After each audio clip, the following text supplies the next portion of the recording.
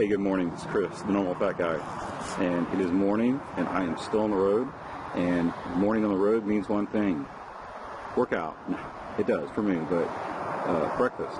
And most hotels, at least in the U.S., and a few overseas that I've seen, it's been a while though, offer continental breakfast, various things like that.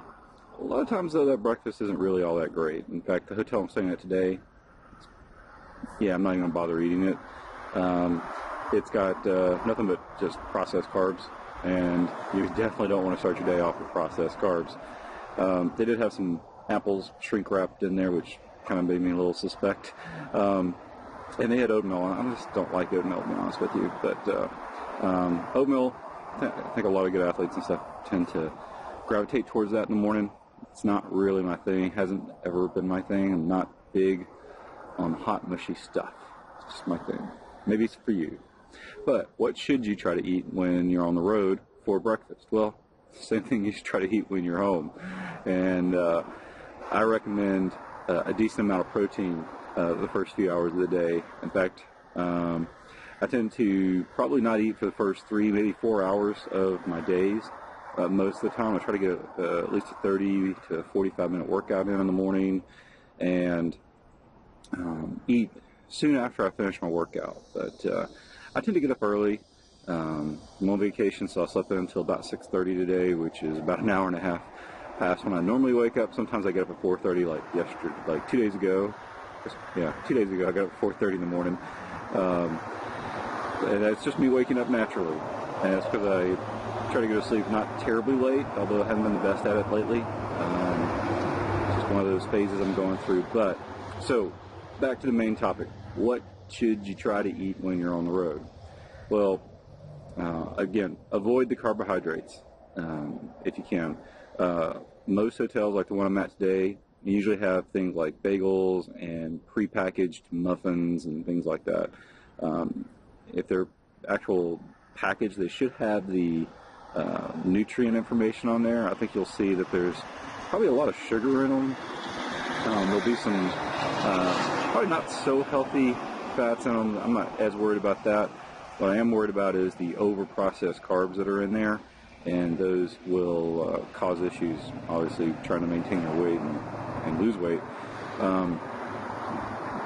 The other thing, like this one, that's very popular, is a waffle maker, which I've gravitated towards way too many times over my life. My stepdaughter was already digging into the waffles this morning. And it's fun for the kids. It's fun to make.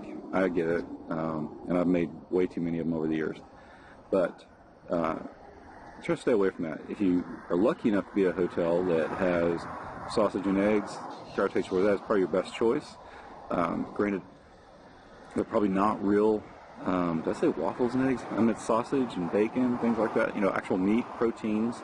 Now, granted, the eggs that are in these places probably aren't what I would consider real eggs. They're going to be that pre-made solution stuff that they can just quickly scramble up, or maybe even just throw in the microwave. It may not necessarily be the best. I'm starting more and more to not even bother looking at hotels if they have breakfast, and because they're just really packaging it into the price anyway. If you can, occasionally I can find places that are affordable that are like suite hotels. I think Rock Residence Inn, I still call it Rock Residence Inn because it was when my dad used to manage one way back in the 80s. But the Residence Inn kind of style where you got an actual kitchen. That way you can go to the grocery store and get things like eggs and actual meat. And you can get like 6 packs of eggs and stuff like that, and I've lived on those for a couple of days and things like that. You don't have to go out and get a whole dozen eggs and worry about having to eat them. Of course, you get your family with you. It makes a lot more sense. And granted, you're going to have to cook and you're going to have to clean a little bit, but as we'll go over in other videos about eating and cooking and preparing food, it doesn't really take as long as you think it does, and it's going to be a whole lot cheaper to do it that way.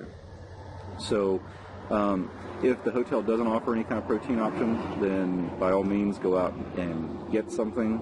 You can even go to McDonald's. They actually have decent breakfast. It's actually one thing at McDonald's I really do love.